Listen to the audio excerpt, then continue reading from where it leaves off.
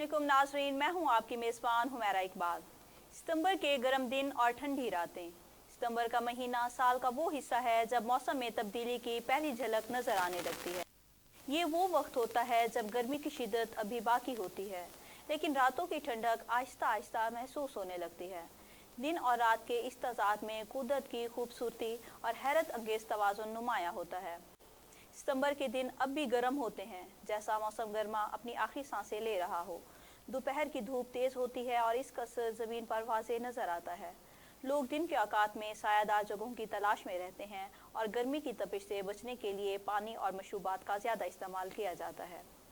ये वो वक्त होता है जब लोग अभी भी पंखों और एयर कंडीशनर्स का इस्तेमाल करते हैं ताकि सूरज की तपिश से बच सकें।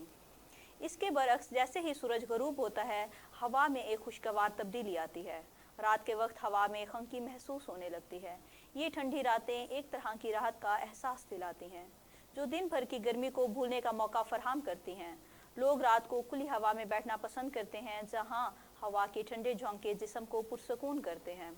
ये तज़ाद कुदरत का एक हसीन तोहफा है। सितंबर की गर्म दोपहरें और ठंडी रातें हमें ये याद दिलाती हैं कि तब्दीली हमेशा मौजूद होती है।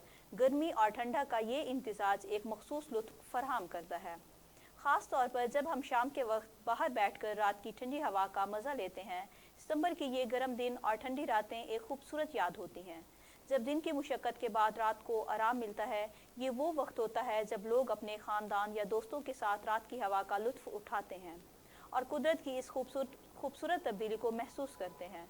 सितंबर का ये तज़ाद ना सिर्फ मौसम की एक खासियत है, बल्कि ज़िंदगी के मुख्तलिफ रंगों का भी अक्स है, जहाँ मुश्किलात और सुकून साथ साथ चलते हैं।